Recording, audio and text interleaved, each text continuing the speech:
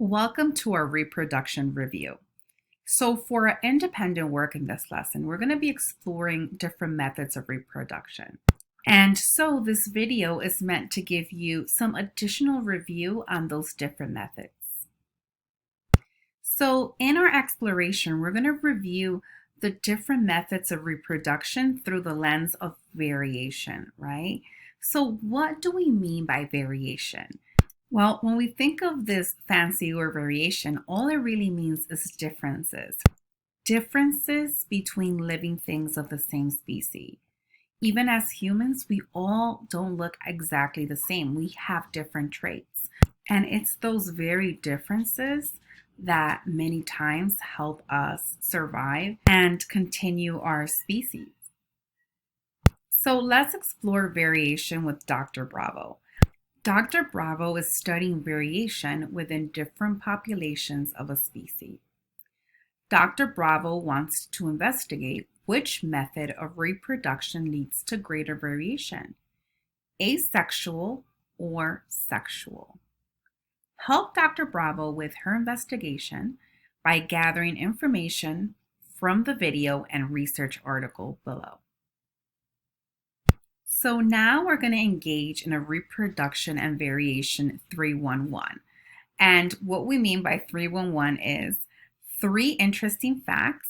Okay, so you're going to note 3 interesting facts as you watch the video, 1 thought about the video, and 1 question you may have about your learnings from the video. Okay, guys, get ready to take some notes on your 311. Good luck. When living things reproduce, they pass DNA to their offspring. Through asexual reproduction, some living things, like bacteria, can reproduce without a partner. Offspring made this way are genetically identical to the parent. Other living things, like people, reproduce with a partner. This is called sexual reproduction. Offspring made this way inherit equal amounts of DNA from 2 parents. Each of us has 2 copies of every gene. The 2 copies may be the same, or they may be different. The combined output from all of our genes influences our inherited traits. When 2 biological parents make a child, each parent passes down 1 copy of each of their genes. For each gene, which copy is passed along is random, and it may be different for each child. Each child gets a unique combination of copies of all of their parents' genes. This mixing contributes to genetic variation. Because they share genes, children resemble each other. But unique gene combinations give each individual a unique set of inherited characteristics. Looking farther back in the family tree, the parents' DNA came from their parents, so the children also share DNA with their biological grandparents, but the amount they share with each grandparent is only half as much as they share with each parent. Looking back to the great-grandparents, the children share DNA with all of them, but only half again as much. This inheritance pattern explains why you have more genes in common with closer relatives like your mom than you do with more distant relatives like your great-grandmother. In this way, your DNA holds a record of our family relationships.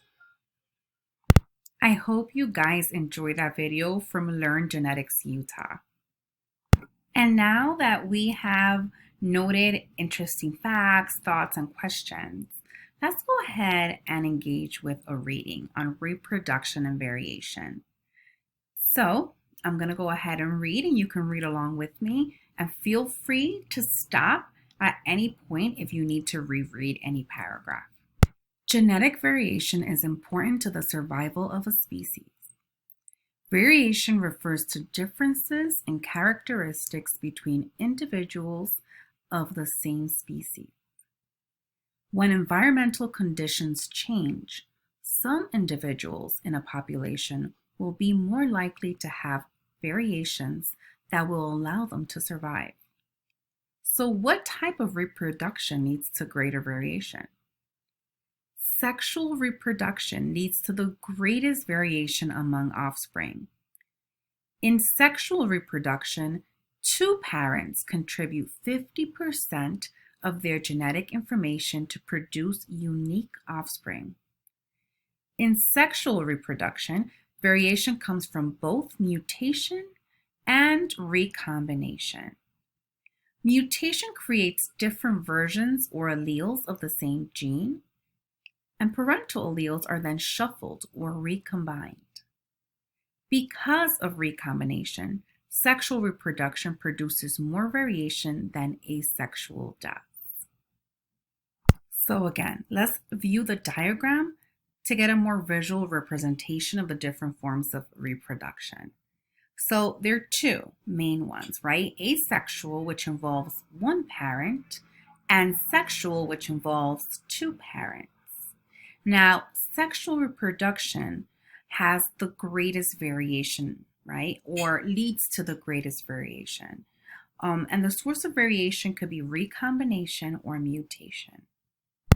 So Dr. Bravo wants to collect additional information to better understand variation among sexually and asexually reproducing organisms. She decides to make observations of a freshwater organism called a hydra that reproduces mostly through asexual reproduction, right? And cats who reproduce sexually. So here we have the parent hydra undergoing asexual reproduction, and you have the offspring. And for B, we have our lovely cat parents who undergo sexual reproduction, and there we have their lovely offspring. Of course, Dr. Bravo takes her science notebook everywhere she goes, and she recorded these observations. So she wrote down for the hydra that she noticed there was one parent. She noticed that the offspring were identical to the parent. And for the cats, she noticed there was two parents and the offspring were different from the parents. Also, among the offspring, some traits are similar, but others vary. So now that we have gathered all that data on the different methods of reproduction, I want us to work on a claim, evidence, and reasoning activity. So for our claim, our guiding question is, what method of reproduction leads to greater variation? For evidence, what observations from Dr. Bravo's investigation support this? And you can use evidence from the video, from the reading, from her notebook, whatever works for you. And I always say the more evidence, the more convinced. So go ahead and add all the evidence that we gathered from this research. And finally, for reasoning, based on the reading, why does this method lead to a greater variation? Let's explain this. So with that said, guys, I wish you the best on this CER and join me for another review of reproduction. Take care.